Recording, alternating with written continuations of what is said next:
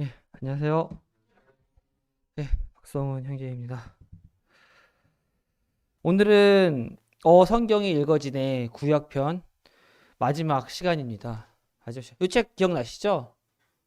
저도 이 책을 한 두세 번 봤어요. 봤는데 볼 때마다 참 새롭습니다. 대신 이제 그런 건 있어요. 어디 가면은 요 내용이 있었지. 요쪽 가면은 요런 내용이 있겠구나. 어디 쪽 가면은 요런 부분이 확인되는구나 정도는 이제 알 수 있겠더라고요. 사실 그게 중요한 것 같아요.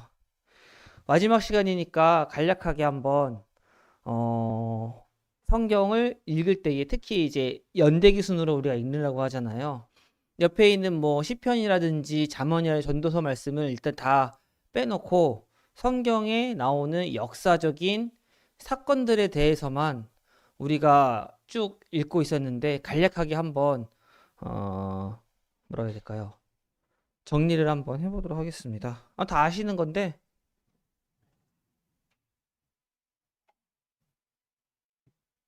처음에 창세기죠, 창세기.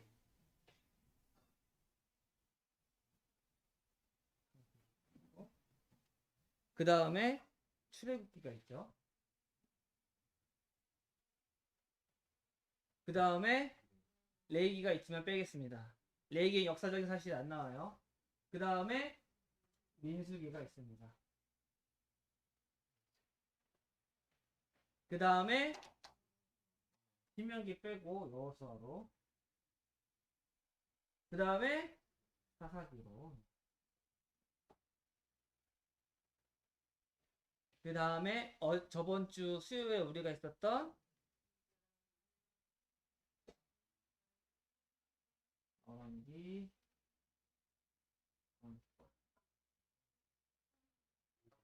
사무엘하고 같았네요.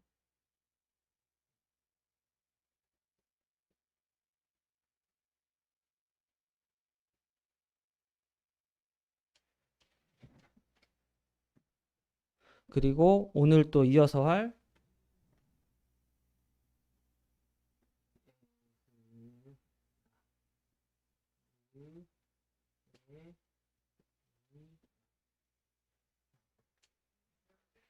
이렇게 있습니다.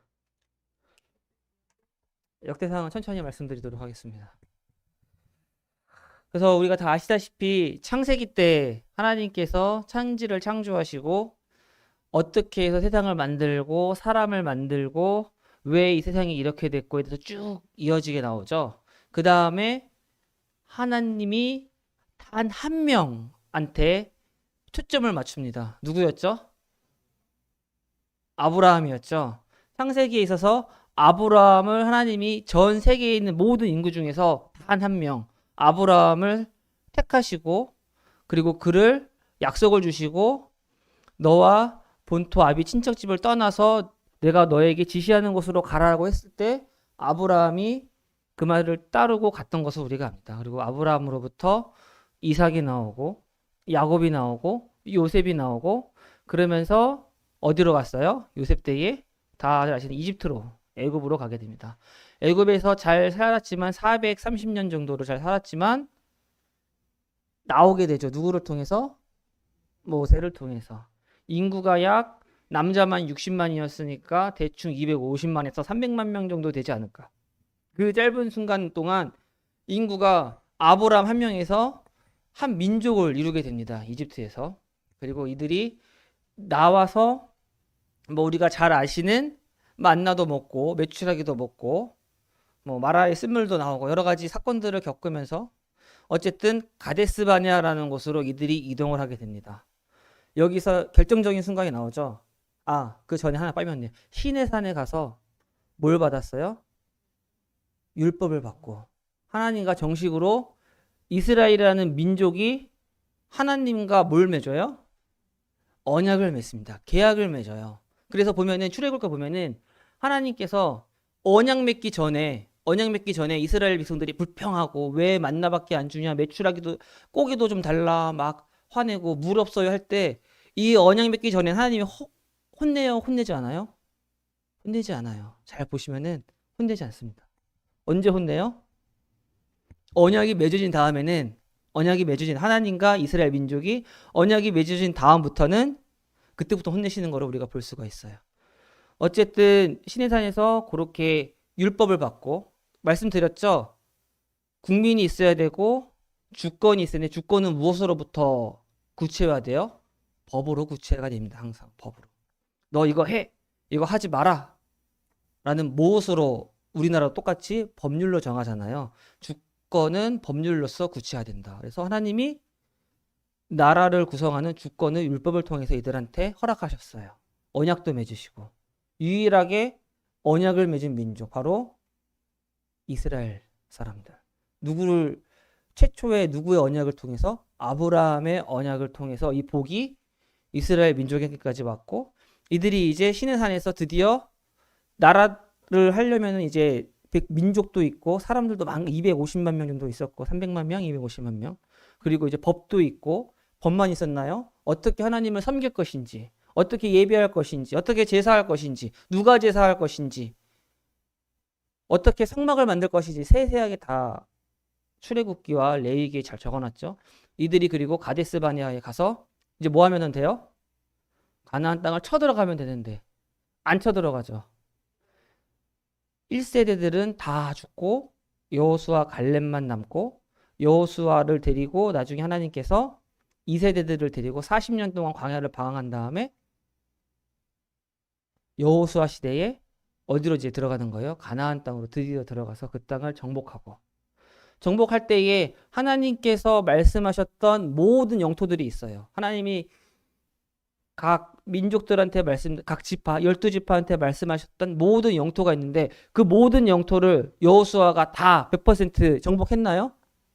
정복하지 않았어요. 남겨놨습니다. 여호수아 사후에 이들이 어떻게 해야 돼요? 그것들을 가서 쳐부수고 내 것으로 가져야 됐었습니다. 가졌어요? 안 가졌어요? 못 가졌어요. 안 가졌어요.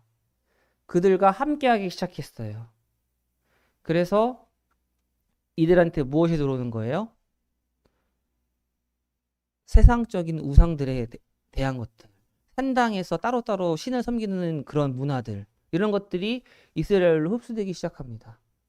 우리가 이 성경이 읽어지는 이해실 저자의 여러 가지 이제 성경을 바라보는 관점이 있는데 그 중에 관점이 하나는 뭐냐면은 하나님 나라가 있고 그리고 세상 나라가 있다.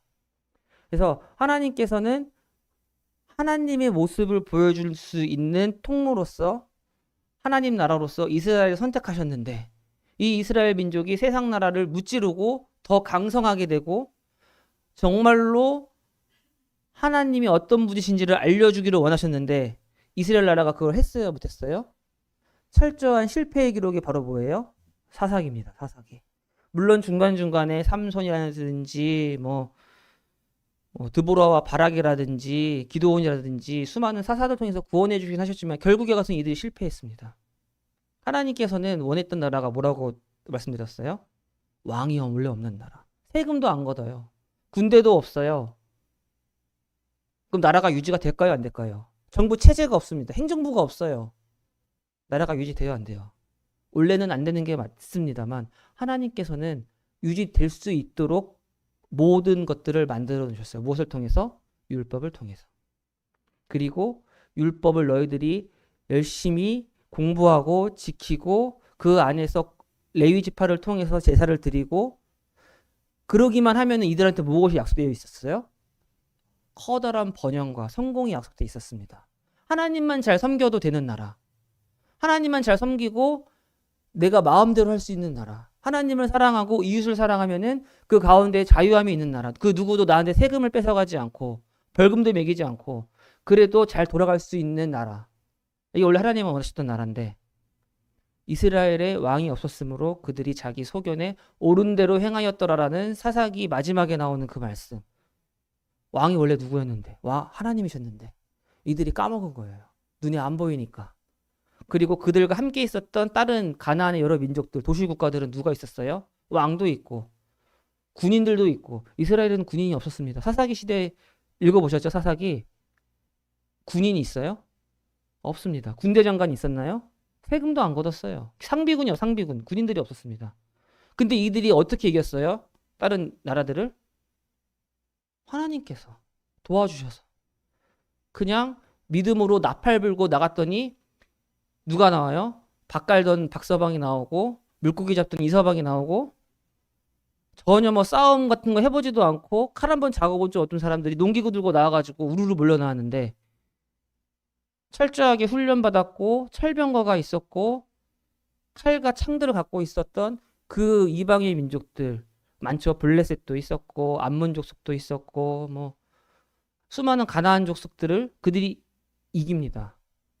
하나님과 함께 할 때는. 그러니까 하나님께서 원하셨던 나라는 그런 나라였어요. 하나님만 잘 믿으면 되는 나라. 그들이 그런데 실패했었다. 맞습니까? 그때가 바로 사사기까지고 그리고 결국엔 그들이 무엇을 요구해요? 왕. 우리도 다른 나라처럼 왕이 있었으면 좋겠다. 잘못 알고 있는 거예요. 잘못 알고 있는 거. 이 사람들이 실패한 거는 왕이 없어서 실패한 거예요. 하나님을 정말로 제대로 섬기지 못했고 하나님 대신 복의 근원이신 하나님을 선택하고 복의 근원이신 하나님한테 집중한 게 아니라 복 그 자체만 집중하고 하나님을 집중하면은 자연스럽게 나오는 것들 하나님을 잘 섬길 때에 자연스럽게 잘 먹고 잘 살 수 있었고요. 부강하게 됐었는데 잘 먹고 잘 사는 것만 본 거예요. 부강한 것만 본 거고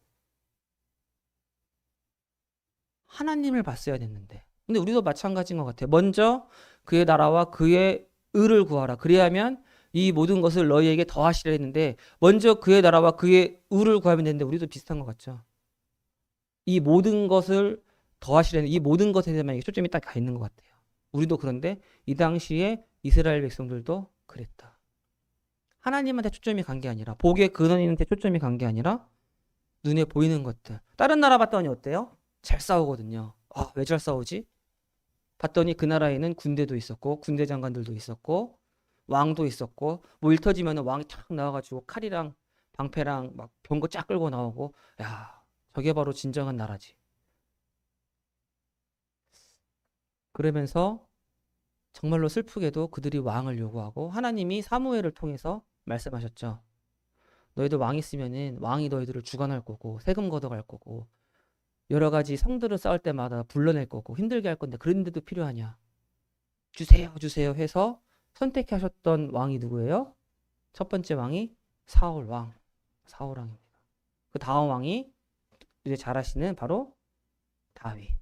그리고 그 다음 왕이 솔로몬. 해서 사무엘 상하와 열왕기상 앞쪽까지는 이제 어떤 내용들? 다윗까지의 내용들이 나옵니다. 하나님이 마음에 합했던 다윗. 이게 바로 저번 주까지 했던 내용인가요? 조금 더 하셨죠? 열왕기상하. 열왕기상하의 내용은 어떻습니까? 똑같아요. 하나님의 나라와 누가 싸우는 거예요? 세상이 계속 싸우고 있는 겁니다. 하나님의 나라와 세상이 계속 싸우는데 하나님의 나라가 강성해졌어요. 강성해졌는데 여전히 그 안에는 뭐가 있었어요? 하나님을 온전히 신뢰하지 못하는 그런 것들이 있었고 가장 대표적인 인물이 솔로몬 다음에 누구예요? 르호보암과 여로보암이 나왔죠. 르호보암도 그렇지만 여로보암도 저는 어렸을 때부터 참 헷갈리더라고요. 여로보암이 어느 나라 사람이에요? 북쪽 이스라엘. 그렇죠? 북이스라엘. 그리고 남유대 왕국의 솔로몬의 아들인 바로 르호보암이 있었고. 다 아시는 내용이죠. 여로보암한테 하나님이 분명히 나를 잘 섬기라고 부탁했건만 여로보암이 하나님을 신뢰하지 않고 금송아지를 만들고 뭐라 그래요? 이게 바로 여러분들이 믿는 하나님입니다. 라고 이야기를 하면서 북이스라엘에 우상숭배가 들어오게 됩니다. 다시 한번. 그런데 잘 생각해 보셔야 돼요. 여로보암이 바알신을 섬겼나요? 누구를 섬겼어요? 하나님을 섬겼습니다. 아세라를 섬긴 것도 아니고 다른 신들을 섬긴 것도 아니고 누구를 섬겼어요? 하나님을 섬겼어요. 여로보암도. 그런데 누구의 생각대로 섬긴 거예요? 자기 생각대로 섬긴 거란 말이죠. 이때부터 북이스라엘 왕국에는 남유다 왕국은 선하고 좋다고 칭찬받는 왕들이 있었지만 북이스라엘 왕국에서는 있었어요? 없었어요? 없었습니다. 쿠데타가 왕조가 9번이 바뀌어요. 9번이 바뀝니다. 제가 올려드렸던 그 한번 확인해 보시면은 단체 카카오톡에 있을 텐데 한번 확인해 보시고요.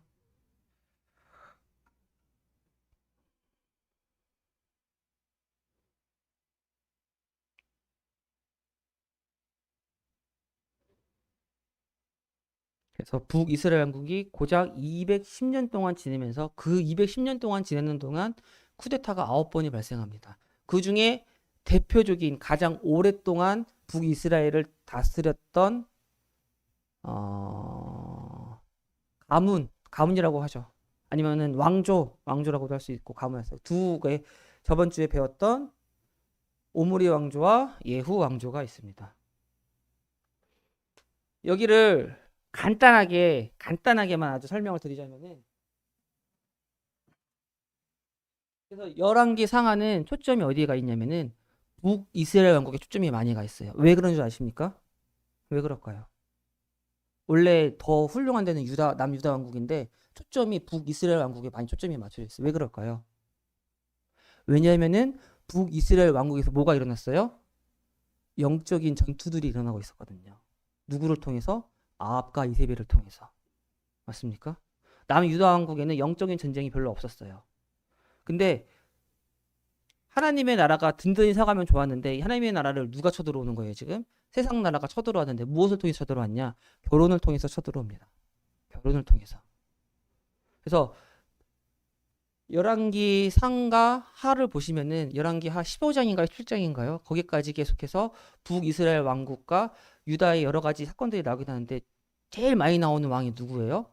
오므리 왕조의 아하 왕에 대해서 이렇게 많이 나옵니다.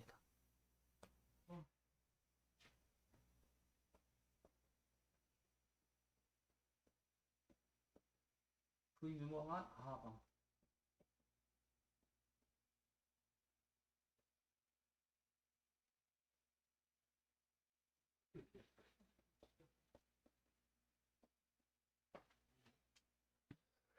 이세벨이 어느 나라 사람이에요? 버니게 페니키아 사람입니다. 페니키아가 어디냐면은 이스라엘에서 서쪽으로 쭉 가서 해변에 있는 도시, 무역이 발달한 도시, 그쪽 나라에서 왔는데 이세벨이 올 때에 뭘 데리고 와? 혼자 왔나요? 수많은 바알 제사장들을 잔뜩 데리고 400명, 500명씩 우르르 끌고 왔어요. 여기서 바로 이제 포인트가 하나 있는 거예요.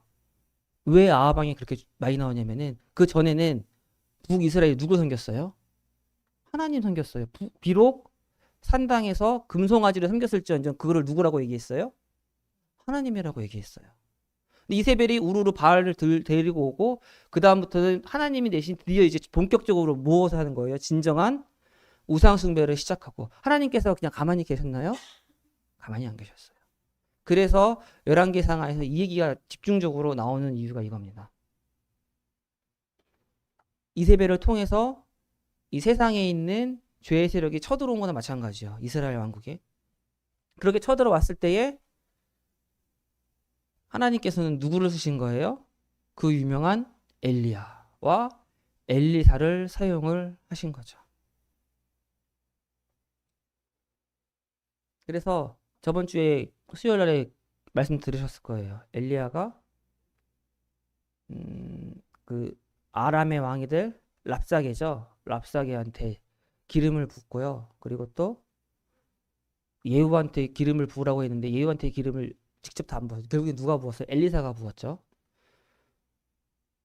하나님께서는 원래 엘리야를 통해서 아마 일을 이루고 싶어 하셨을 것 같아요. 근데 엘리야가 그 유명한 그 무슨 산이죠? 갈멜산에서 바알의 제사장들을 때려 죽인 다음에 너무 지쳤었던 것 같아요. 그래서 엘리사한테 기름을 붓고 엘리사를 제자로 삼고 결국에 랍사게와 누구죠? 예후한테는 엘리사가 기름을 붓는데 예후한테는 엘리사가 직접 부은 건 아니고 엘리사가 선지자의 제자를 불러다가 일로 와봐. 저기 가면은 지금 엘리사가 아람왕 랍사게의 군대랑 싸우고 있는데 예후라는 사람이 있는데 그 예후한테 기름을 붓고 왕으로 한 다음에 너는 얼른 도망가라. 이렇게 얘기를 해요. 그 청년이 선지자의 제자인 청년이 막 가가지고 예후가 있는데 저기 엘리사가 불러서 왔는데 잠깐 나오세요 한 다음에 방 안에서 단둘이 있는데 기름을 붓고 당신이 이제 이스라엘의 왕이 될 거라고 하고 도망가 버려요. 나중에 이제 예후의 그 부하들이 와가지고 뭔 일 있었어요? 그랬더니 아니 뜬금없이 엘리사의 그 제자라는 젊은 사람이 와가지고 기름을 붓고 나보고 왕하라는데 그랬더니 그때 옆에 있던 많은 장군들과 부하들이 아 이스라엘의 왕이 됐다 하고 기름을 부은 자가 됐다 하고 왕으로 삼아버리죠. 그러면서 랍사기아 전쟁 벌이는 와중에 아합 왕의 아들이었던 이름이 기억 안 나네요. 하여튼 그분과 그리고 나중에 사탄이 이세벨을 통해서 북이스라엘을 오염시켰잖아요. 아합 왕과 이세벨이 결혼해서 낳은 사람 중에 딸이 있었어요. 그 유명한 무슨 딸이에요?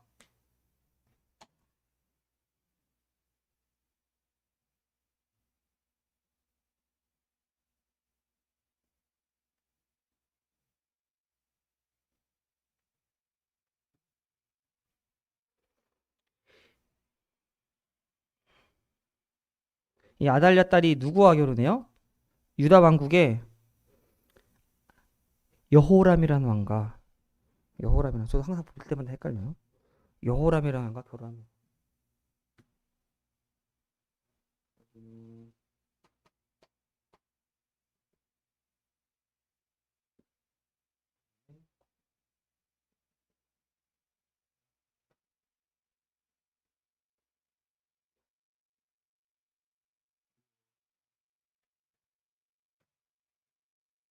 아달랴가 들어올 때 그냥 들어왔을까요?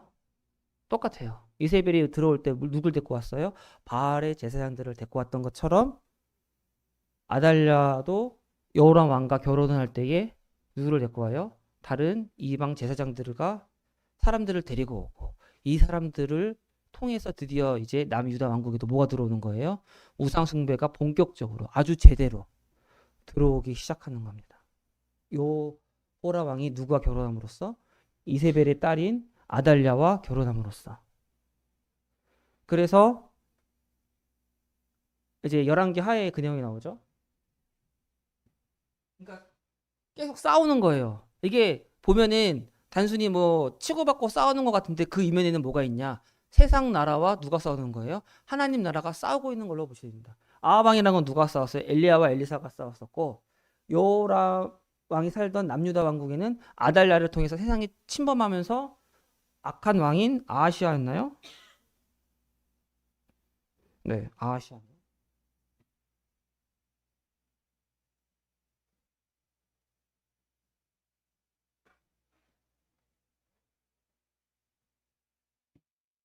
아하시아 왕이 남유대 왕국을 다스리는데 엄마가 누구예요? 네. 그랬을 때에 하나님께서 아까 전에 다시 돌아가서 북이스라엘 왕국에서 엘리사의 제자를 통해서 기름을 누구한테 부었다? 예후라는 사람한테 부었다. 그래서 예후가 아합 왕의 자손들을 70명이나 되던 아들들을 다 죽여버립니다. 다 죽여버려요. 얘네들만 죽였나요? 아합 왕의 후손들이 또 어디 남아 있어요? 아합 왕의 이세벨의 후손의 후손 여기 있잖아요. 아하시아 왕도 누가 죽여요? 예후가 죽입니다. 다 죽여요. 아하방의 아들 70명 죽이고 아시아 왕과 그의 형제들도 다 죽이고 예후가 다 죽입니다. 예후가 나타나가지고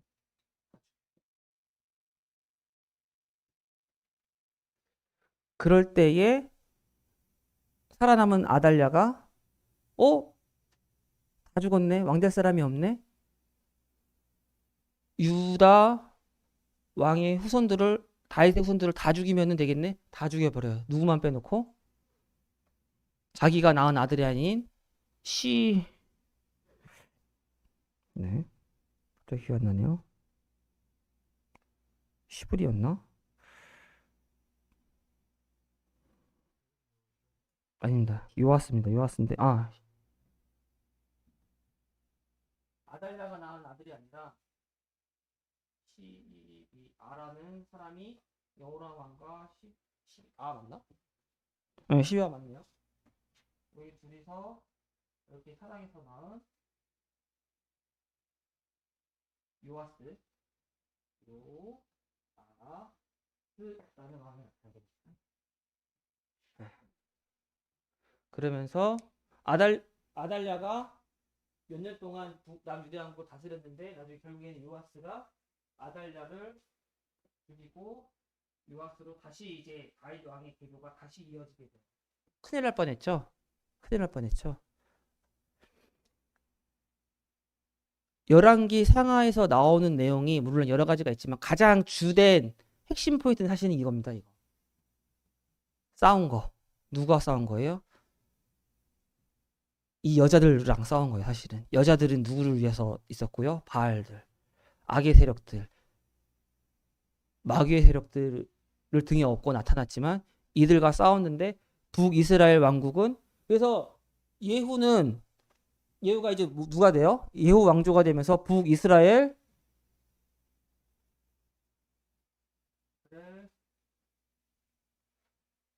왕이 돼서 예후까지 포함해서 다섯 대 5대의 그 5대 동안 북이스라엘을 다스립니다. 그런데 예후도 나와요. 그러니까 보면은 잘 보시면 열왕기상을 보시면은 느밧의 아들 여로보암의 죄에서 떠나지 아니하였다라는 말이 예언때 나오는데 보면은 아시아 왕 같은 경우에는 여로보암의 죄가 아니라 뭐라고 하면 아왕의 죄라 이렇게 나옵니다. 아왕의 죄였어요. 아왕의 죄. 그러니까 여로보암은 하나님을 섬긴다곤 하지만 자기 마음대로 섬겼고 아합왕의 죄는 뭐예요? 그러니까 여로보암의 죄에서 한 단계 더 업그레이드 되는 거죠. 하나님 아예 빼놓버리고 무엇을 갖고 오는 거? 아예 진짜 우상을 바알들 데리고 와버리는 그런 우상이 아합의 죄인데 이때 남유대 왕국에 들어왔다가 요아스 때 정리가 되고 하지만 어때요? 왕들이 비록 이렇게 했더라도 기저에는 계속 남아있는 거예요. 이게 한번 들어온 게 안 없어지는 겁니다. 제대로 한번 들어왔던 이 악한 우상 숭배가 없어지지 않고 죽였나 싶으면 살아나고 어쨌든 북이스라엘 왕국이 망합니다. 북이스라엘 왕국은 여로보암 그거 보시면은 한번 카톡에 보시면은 한번 볼까요?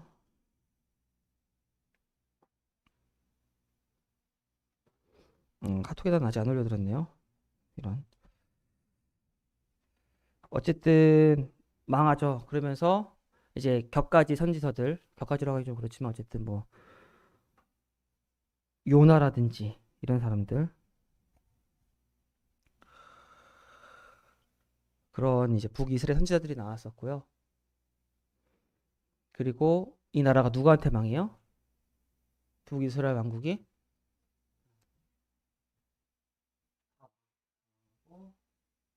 아수르한테 멸망하고 한 210년에서 230년 정도 있다가 아수르한테 망했고요. 다 아시겠지만 아수르가 북이스라엘 왕국만 집어삼켰냐?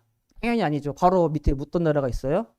남유대 왕국이 있었는데 그때 거기에는 누가 살고 있었어요? 어떤 왕이 있었나요?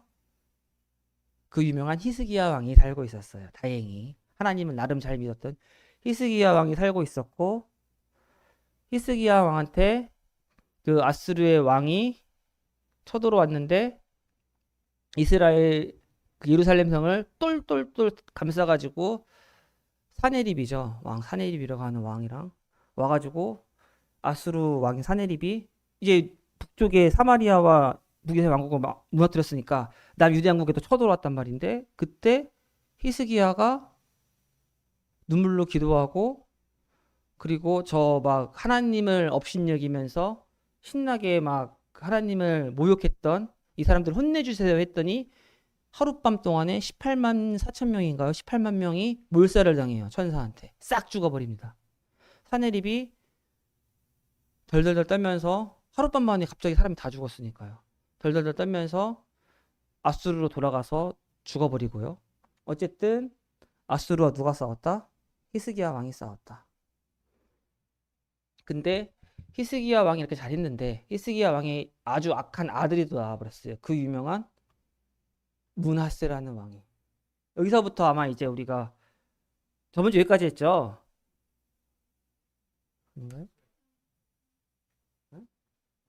선지서는 빼도록 하겠습니다. 시간이 없어요. 그러면은 북이스라엘 왕국은 아수르한테 망했지만 남유대 왕국은 히스기야가 하나님을 통해서 하룻밤 만에 예루살렘을 포위했던 사네립의 군대가 다 죽어버려서 이스라엘을 구원하게 되죠. 그러면서 히스기야가 참 잘 살았는데 그 다음에 아들이 므낫세. 제가 말씀드렸던 것처럼 아달랴를 통해서 남유대 왕국에 우상 숭배가 들어왔는데 물론 왕들은 나름대로 하나님을 잘 섬기긴 했지만 그 들어왔던 독은 빠지지 않고 계속 기저에 깔려 있다가 조금만 악한 왕이 나오면 같이 툭 튀어나오는 겁니다. 툭 튀어나와요. 므낫세가 왕이 되자 므낫세가 우상을 제대로 섬깁니다. 어디서 섬겨요? 그렇죠. 그 거룩한 성전에서 섬겨버려요. 하나님이 대노를 하시죠. 진노를 하십니다. 그리고 므낫세로 쭉 가가지고 이제 멸망하기로 하다가 나중에 그 유명한 누구 어떤 왕이 나와요? 우리가 잘 아는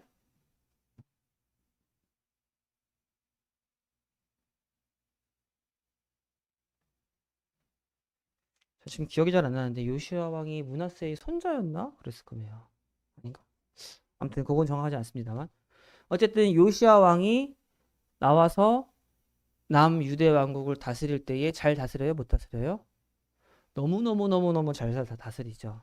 망가졌던 성전을 다시 세우고 아마 신명기 책을 성전 복구하다가 찾아내가지고 읽으면서 울고 우리가 유월절을 제대로 지키자 하면서 하나님의 말씀대로 유월절도 제대로 지키고 놀라운 일들을 벌입니다. 놀라운 일들을 벌여요. 그런데 어떻게 돼요? 애국 왕의 성경을 잘 이해하려면은 이스라엘뿐만 아니라 누구를 잘 알고 있어야 되냐면은 다른 나라들도 좀 알고 있으셔야 돼요. 특히 언제부터? 멸망기부터 예수님 시대까지는 이방 민족들에 대해 잘 알고 계셔요. 다 알고 계시겠지만 한번 정리를 한번 해보겠습니다. 그리고 어느 정도 머릿속에 지도를 넣으실 수 있어야 돼요. 음,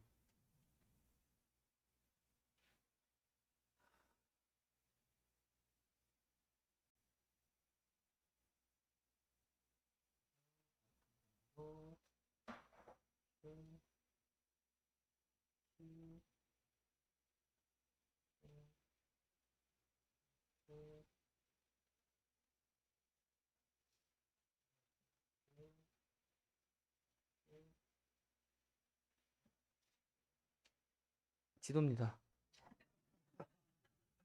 여기가 이탈리아예요. 롬하고 여기가 이집트입니다. 이거 그리실 수 있으셔야 되는 그 성도님들 이거 그리실 줄 아셔야 됩니다. 그리고 여기가 아라비아 반도고 이렇게 해서 이쪽이 이란인데 뭐 여기 이렇게 티그리스가 유프라테스강 이렇게 있고 이 정도쯤에 갈릴리오스 요단강 사이가 연결돼 대충 이렇게 될 것 같아요. 여기가 터키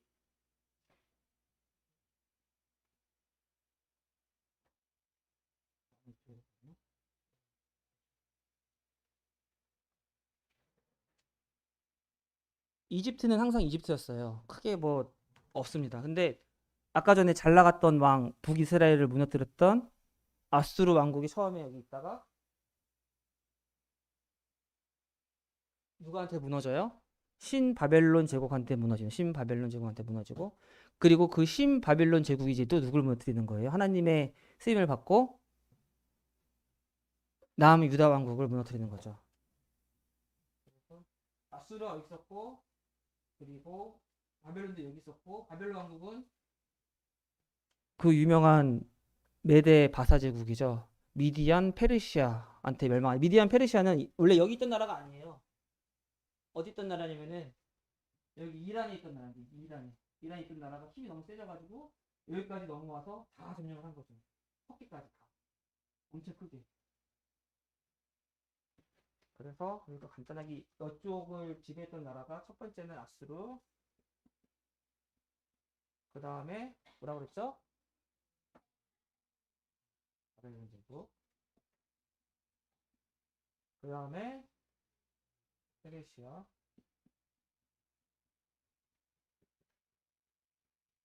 그 다음에 헬라 제국. 헬라 제국은 그 유명한 누구예요? 알렉산더 대왕이 나오는 부임 알렉산더. 그 다음이 이제 로마.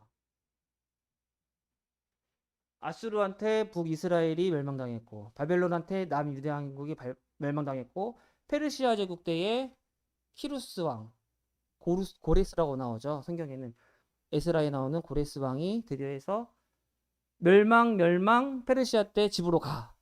그리고 성전도 지어, 성벽도 지어가 됐고, 그러면서 여기서 뭐가 끝나는 거예요? 구약이 끝나는 거고, 헬라 제국은 성경에 안 나오죠. 예언으로만 나옵니다. 어디에? 다니엘서에. 그리고 이제 로마, 신약 시대. 그래서 멸망, 위험. 이렇게 생각하시면 되고, 다 역사적인 나라들이죠. 실제로 있었던 나라들이고.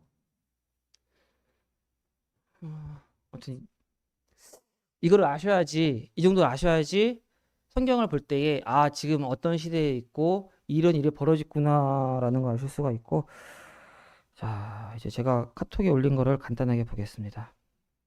그 유명한 요시야 왕이 BC 640에서 609년도에 이제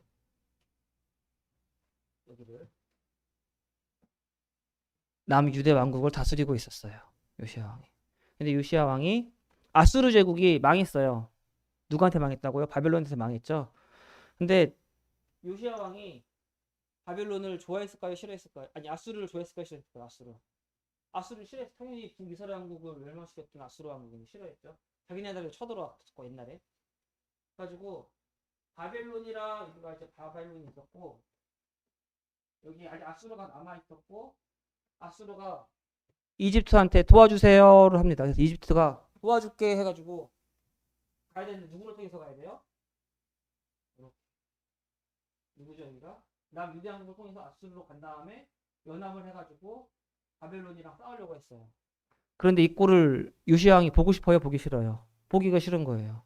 야 이집트가 올라와가지고 아수르랑 연합해서 바벨론 이기면 또 아수르가 또 쳐들어올 텐데 안 된다 해가지고 바로 왕을 여기 파라오를 그 막았는데 무기또에서 막았는데 결국엔 거기서 전사하죠. 전사해 버립니다. 그러면서 그 누구죠? 여기서 어정쩡하게 싸움이 끝났다고 해요. 갈굼이 쓰졌는데 어정쩡하게 처음 1차에서는 어정쩡하게 끝났다고 하는데 바로 왕이 전쟁을 치르고 다시 돌아오는 길에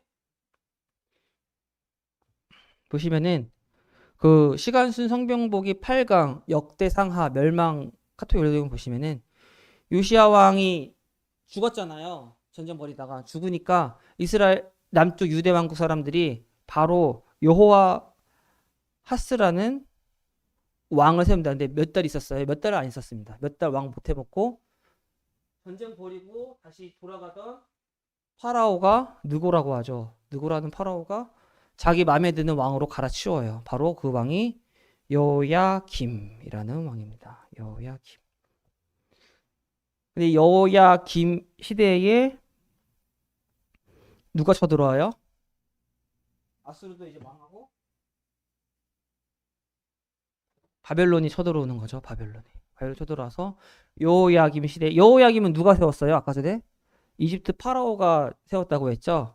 그러니까 바벨론 입장에서는 미워요, 안 미워요? 밉죠. 여호야김은 파라오가 세운 왕인데 바벨론이랑 이집트랑 사이가 좋아요, 안 좋아요? 안 좋아요. 내려가는 길에 세운 왕이니까. 그래서 바벨론이 누구를 잡아가는 거예요? 쳐들어와가지고 사람들을 다 잡아가고 여호야김도 죽여버립니다. 죽여버리고 또 왕을 또 세워요. 이번에는 여호야긴이라는 왕을 세웁니다. 누가 세운 거예요?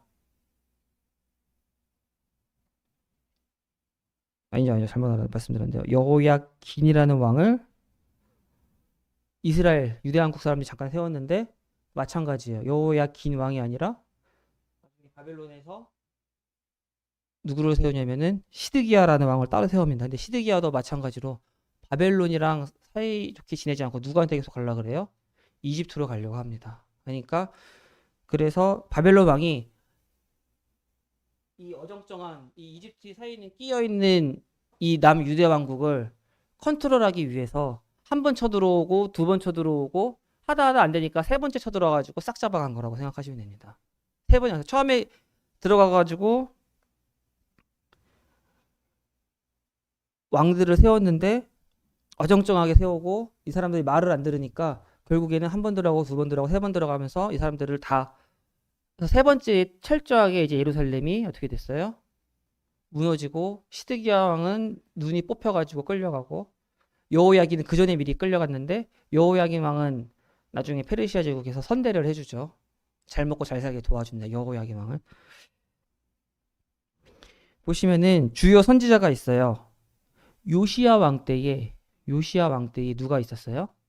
예레미야가 있어요. 예레미야가 굉장히 오래 살은 거예요. 예레미야 굉장히 오래 살았고 예레미야가 요시야 왕 때 얼마나 가슴이 벅찼겠어요. 하나님의 뜻대로 벌어지는 이 율법이 제대로 이루어지는 유월절이 이루어지는 걸 눈으로 봤거든요. 예레미야가 얼마나 행복했어요. 근데 그 훌륭한 요시야 왕이 전사해버린 거예요. 뜬금없이 나가가 죽어가지고 얼마나 가슴이 속이 쓰렸겠어요. 그 다음에 나타난 왕들은 요시야 왕이 반에 반도 안 됐고 우상을 오히려 더 섬겼고 이럴 때가 아닌데 그러니까 예레미야가 항상 어때요? 슬픈 거예요. 항상 슬픈 거예요. 심지어 예레미야는 잡혀갔어요? 안 잡혀갔어요? 안 잡혀갔어요. 예레미야는 계속 남유대 왕국에 남아 있습니다. 보시면은 동시대 사람입니다. 에스겔과 다니엘이 동시대 사람입니다. 동시대 사람. 근데 다니엘이 언제? 첫 번째 바벨론이 쳐들어왔을 때 다니엘을 잡아갔고요. 두 번째 쳐들어갈 때 누가 잡아간 거예요? 에스겔을 잡아간 겁니다. 세 번째 쳐들어왔을 때는 시드기야 왕과 다 가고 성벽이랑 성전이랑 뭐가 싹 무너뜨려 버리고 세 번에 걸쳐서. 근데 첫 번째를 누가 잡아갔다? 다니엘을 잡아갔다. 두 번째에는 에스겔을 잡아갔다. 그래서 여기는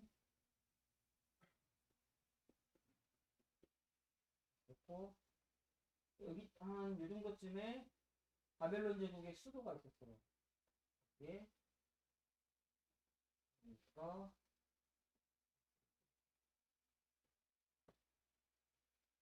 예레미야서 보면은 70년이 나옵니다. 70년이 지나면은 다시 회복시켜 주리라. 그래서 예레미야는 세 번에 걸쳐서 이스라엘이 남유대 왕국이 철저하게 망하는 것을 두 눈으로 다 봐요. 그 휘황찬란히 또 요시야 왕 때의 업적들이 무너져 가는 것을 실시간으로 보고 통곡하고 괴로워합니다. 근데 차라리 그래서 저는 다니엘과 에스겔이 난 것 같아요. 그 끔찍한 꼴을 안 보고 차라리 잡혀갔으니까. 동시대 사람이지만 거의 동시대 사람이지만 사는 곳이 달랐다. 그리고 어때요? 다니엘과 에스겔과 수많은 유대 왕국 사람들이 잡혀가잖아요. 바벨론으로. 여기가 바벨론이라는 이쪽에 있었고 800km 거리입니다. 직선으로 800km 거리인데 그리고 돌아가면은 직선으로 갈 수가 없으니까 사막 때문에 돌아가면은 1500km. 이 멀리 떨어진 곳에 살면서 이들은 이제 누구를 보는 거예요? 이스라엘 백성들을 보는 거죠. 여기는 망해가는 왕국을 바라보는 거고 여기는 잡혀온 누구를 보는 거예요?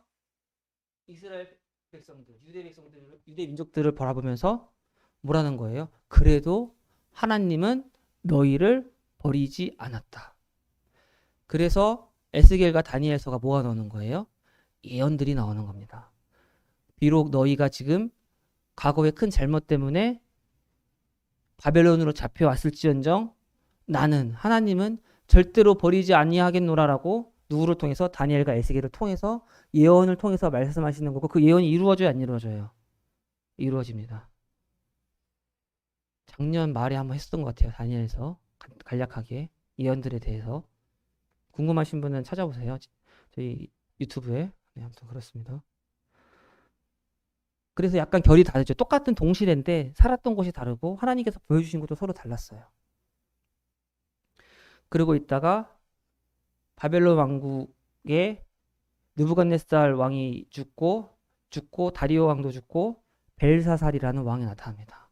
근데 그때 바깥에는 바벨론 제국의 수도를 누가 감싸고 있었냐면은 페르시아 제국의 군대가 감싸고 있었는데 튼튼한 바벨론 성벽을 믿고 즐겁게 부어라 마셔라 하면서 문짓을 해요. 바벨론 제국 때 갖고 왔던 성전에 있었던 그릇들을 다 꺼내와가지고 욕보이는 거예요. 사실은 그게 하나님의 성전에 있던 것들을 느부갓네살 왕도 그렇고 다리오 왕도 그렇고 다니엘이 있었으니까 쫄아가지고 못 건드렸단 말이죠. 우리 다 아시는 것처럼 다니엘의 세 친구의 그 막 불에서도 살아나오고 사자굴에서 살아나오고 못 건드려 무서워가지고 하나님은 진짜 신이시다 이러면서 기억나시죠? 그랬는데 벨사살이라는 왕은 생각이 없었나 봐요. 야 부어라 마셔라 하면서 성전에 있는 그릇들을 꺼내가지고 신나게 부어서 마시고 그러자 손가락이 나타나가지고 메네메네 데겔 우바르시 이러면서 근데 너는 하나님이 재봤는데 너는 왕이 될 제목이 아니다. 그래서 하고 멸망하죠. 바로 그날 저녁에 페르시아 군대가 쳐들어와가지고 바로 멸망하고 여기를 키루스 지금도 이렇게 검색해 보면은 알렉산더 대왕 못지않은 엄청난 대왕이라고 위인으로 나옵니다. 키루스 왕, 고레스 왕 나와서 이쁘지도 않은 이스라엘 민족들을 풀어주죠. 풀어주게 됩니다. 그게 바로 포로 시대에서 무슨 시대가 되는 거예요?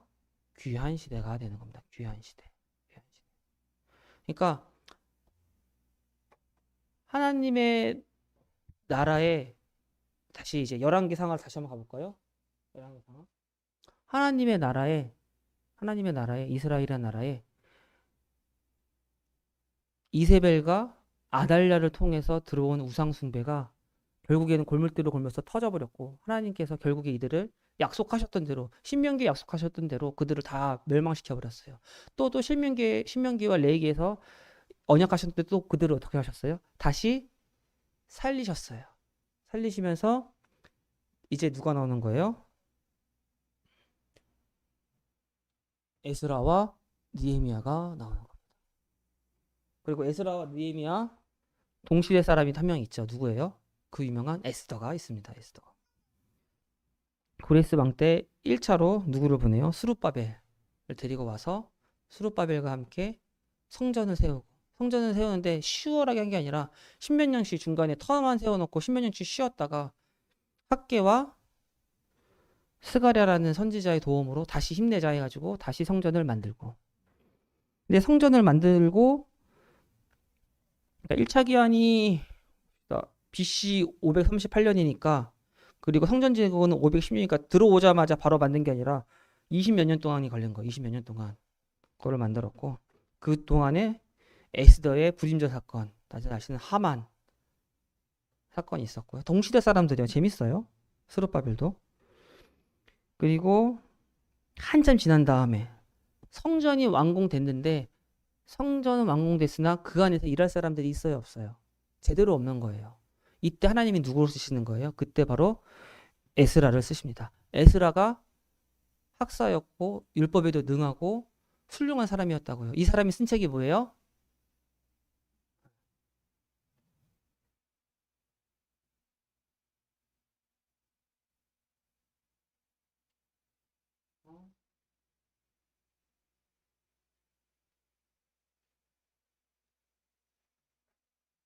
에스라가 쓴 책이 역대상하와 에스라서와 느헤미야도 보통 에스라가 썼다고 하시는 분들이 많이 있습니다.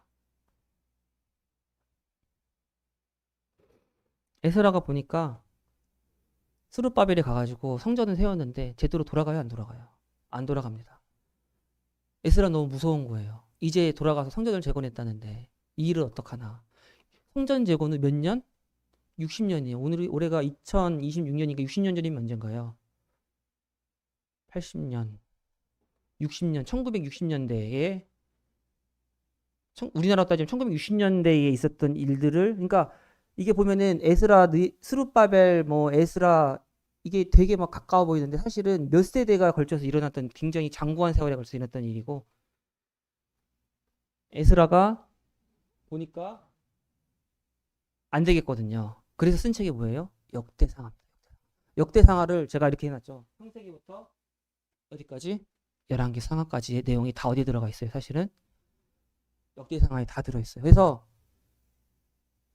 창세기부터 11개 상하까지 무엇을 통해서 요약을 시켰어요. 역대상하에서 역대상 9장까지 뭐만 나와요, 여기서? 족보만 주구장창 나옵니다. 족보만. 아담부터 시작하는 족보. 아담, 창세기. 그리고 그 다음에 모세들, 레이지파들, 출애굽기. 그 다음에 쭉 나오는 뭐 사사들부터 시작해서 그 누구죠? 왕들의 계보까지 다 기록을 꼼꼼히 다 합니다. 왜 이게 꼼꼼히 기록할까요? 에스라가 하나님의 나라를 다시 세워야 되니까. 하나님의 나라를 다시 만들어야 되니까. 근데 만들 때 어떻게 만들어야 돼요? 철저하게 만들어야 되니까. 실패했어요, 안 했어요? 예전에는 열왕기상하 시대 때, 왕국 시대 때 실패했어요. 섞여버렸으니까. 에스라는 그걸 알았던 거예요. 그래서 역대상하를 쓰면서 실제로 성전에서 누가 일해야 될지, 실제로 어떤 사람이 노래를 부르고 어떠한 사람이 성전에서 하나님을 섬겨야 될지 철저하게 다 기록을 아담부터 시작해서 쭉 계보를 그래서 적는 겁니다. 다른 사람 섞이지 말라고. 북쪽에 있는 사마리아 사람들 섞이지 말라고. 이방 사람들 섞이지 말라고 철저하게 다 기록을 해요. 그래서 그 족보 안에 들어가지 못한 사람 너희들은 나가라고 합니다. 왜요? 섞이면 안 되니까. 다시 한번 섞이면 안 되니까. 그래서 역대상하에 보면은 그리고 누가 나와요? 가장 중요하게 생각하는 사람 다윗이 나옵니다. 우리가 어느 왕 시대를 따라가야 되냐? 다윗 왕 시대처럼 살아야 되냐? 역대상하에 가장 많은 지분을 갖고 있는 사람이 바로 다윗입니다. 그러면서 다윗이 만들었던 그 노래 부르던 사람들에 대해서 그리고 어떻게 제사를 드려야 됐는지 그때는 어떻게 제사를 했는지에 대해서 역대상하에 자세하게 하면서 족보도 적으면서 또 재밌는 게 열왕기상하에는 문하세 같은 거를 예로 들어봅시다. 열왕기상하에는 문하세에 대해서 좋은 말을 하지 않았어요. 악하다고만 했습니다. 근데 에스라가 쓴 역대상하에는 문하세를 악하다고는 했지만 좋은 말도 써줘요. 좋은 말도. 문하세가 말년에는 겸비해져가지고 겸손하게 하나님한테 돌아왔다라는 식으로 기재한 곳이 있으니까 에스라는 역대상하를 쓰면서 마치 우리나라로 치면은 국뽕을 넣어줬다고 생각하시면 됩니다. 국뽕. 나라가 힘들고 어려우면 국뽕이 발생해요. 원래 그렇습니다. 에스라가 이렇게 우리의 왕들이 실수도 많이 이제 사실은 괜찮은 면도 많이 있었다라면서 에스라가 이스라엘 백성들한테 힘을 주는 거죠. 힘을 주면서 정리를 하면서 우리가 앞으로 어떻게 살아야 되냐. 우리가 어떻게 성전을 만들었느냐. 어디에 나와요? 그거는 에스라서에 나옵니다. 그리고 에스라와 느헤미야가 동시대 사람입니다.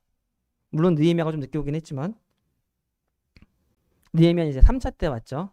3차 때 오게 됩니다. 그러면서 성벽이 재건이 되고 그러면서 이제 진정한 의미의 무엇이 성립되냐면 이때를 에스라를 이제 유대교의 시발점으로 보게 됩니다. 유대교. 우리가 흔히 아는 유대교의 시발점. 그래서 유대교의 특징이 뭐예요? 이방 민족들을 괴로워합니다. 맞습니까? 왜 그럴까요? 섞일까봐. 섞이면 되니까. 옛날에 한번 섞여봤잖아요. 결혼해봤잖아요. 그리고 에스라가 와가지고 결혼해서 본 사람들을 봤더니 누구랑 결혼했어요? 이방 민족들이랑 결혼한 사람들이 수두룩하단 말이에요. 어떻게 해요? 다 쫓아냅니다. 세상에 너무하잖아요. 결혼한 사람들을 다 쫓아냅니다. 왜? 섞이지 말라고. 이미 한번 당해봤으니까. 이미 한번 당해봤기 때문에 섞이지 말아라. 제발 우리 이제 다시는 섞이지 말자. 에스라가 확립한 이 사상이 어디까지 이어지는 거예요?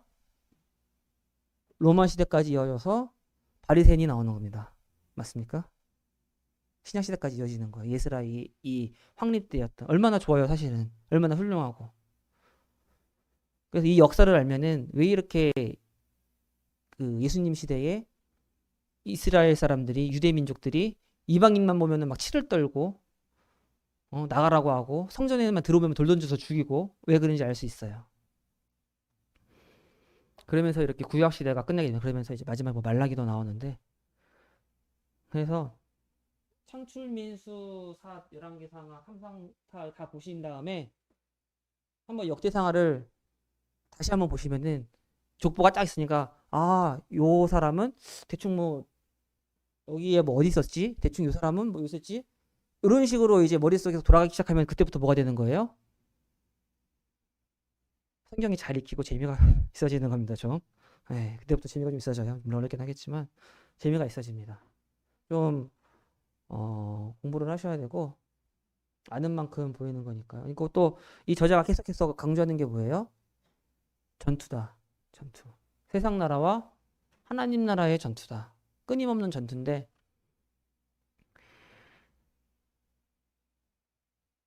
여호수아까지는 괜찮았는데 사사기 때 실패하고 그리고 다이당 때 전성기를 구하였지만 또 어떻게 돼요? 누가 들어왔다고요? 솔로몬을 통해서 나라가 나눠진 것도 슬픈데 이세벨과 그래서 11개 상하에는 계속 주내용인 내용이 뭐다? 그 내용이 아까 말씀드렸던 아하방과 이세벨과 그와 대적했던 엘리야와 엘리사 하나님의 사람들 전쟁 전투하고 그리고 이 사람들이 또 남유다 왕국에서 무슨 일이 일어나요? 또 2차적으로 아달랴라는 악한 여왕이 이세벨의 딸인 아달랴 악한 여왕이 전쟁을 벌이는데 누구와? 예후가 와가지고 싹 죽여버리고 거기에 이제 요아스로 다시 했는데 요아스 이후에 또 잘 살았으면 좋겠지만 그래서 에스겔서의 아니 하나만 더 보겠습니다.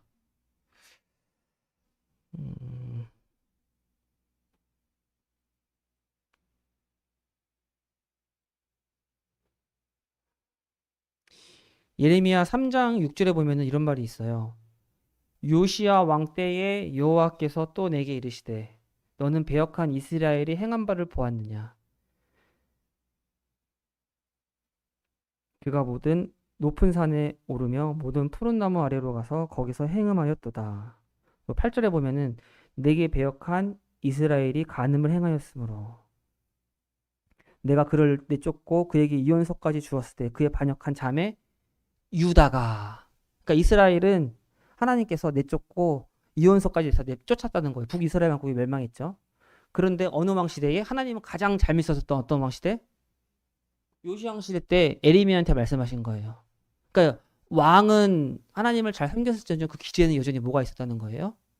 하나님 대신 우상을 섬겼던 것들이 만연했다. 북이스라엘 왕국에 했었던 그런 너희들 똑같이 하고 있다. 그래서 너희들이 망한다. 예레미야한테 말씀하시는 거예요. 앞에 있는 일꾼 몇 명이 잘한다고 교회가 잘 되는 것 같지는 않아요. 항상 다 함께 모든 성도들이 잘 믿을 때에 유지되는 것 같고 그래서 전투를 벌였지만 그 와중에서 하나님께서 분명히 멸망한 나라를 다시 살리시는 놀라운 기적을 하나님께서 이루시고 그러면서도 나는 너희들을 버리지 않았다라고 누구를 통해서 다니엘과 에스겔을 통해서 예언서를 통해서 말씀하시고 그 다음에 실제적으로 예언을 누구를 통해서 1차는 스룹바벨을 통해서 2차는 에스라를 통해서 3차는 느헤미야를 통해서 그들을 회복시키시고 다시 하나님의 나라를 세우시는 걸로 구약이 끝나게 됩니다. 네.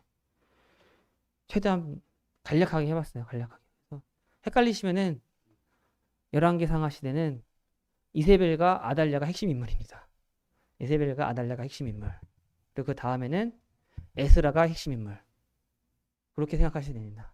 기억하실 거면은 11기 상하 시대랑 이때는 누가 핵심이냐면은 이세벨과 아달랴 그리고 그에 맞서 싸웠던 엘리야와 엘리사가 핵심 사건이고 그 다음 시대에는 멸망하고 하나님이 멸망한 그들을 위해서 희망을 줬고 누구를 통해서 다니엘과 에스겔을 통해서 실질적으로 에스라를 통해서 회복시키셨다라는 것들을 하시고 집에 가시면은 인터넷에 검색하시면은 지도 나오니까요. 한 번씩 꼭 보시고 지도를 어느 정도 숙지를 하시면 좋습니다. 숙지하시고 이거 나라는 아마 다들 아실 거예요. 아시는데 맨날 까먹잖아요. 맨날 까먹으니까 한번 외우시면 좋을 것 같습니다. 기도하시고 마치도록 하겠습니다. 큰 역사를 직접 이루시는 하나님 아버지 저희가 이렇게 예배당에 모여서 하나님의 역사에 대해서 다시 한번 공부해보고 다시 한번 정리해볼 수 있음에 감사를 드립니다. 저희의 연약함을 또한 주님께서는 그냥 넘어가지 않으시고 혼내시고 처벌하실 때도 있지만 또 저희를 향하신 그 크신 사랑과 또한 언약과 은혜로 말미암아 또한 회복시키시고 감싸주시고 다시 놀랍게 하나님의 자녀로서 삼아주시는 이런 모습들을 구약 성경을 통해서 보게 됩니다. 이 세상과 또한 이 하나님의 왕국이 계속해서 격돌하고 싸울 때에 어찌하여 하나님께서는 이렇게 연약한 저희들을 선택하셔서 이 세상과 싸울 수 있도록 하셨는지 모르겠지만 하나님 아버지,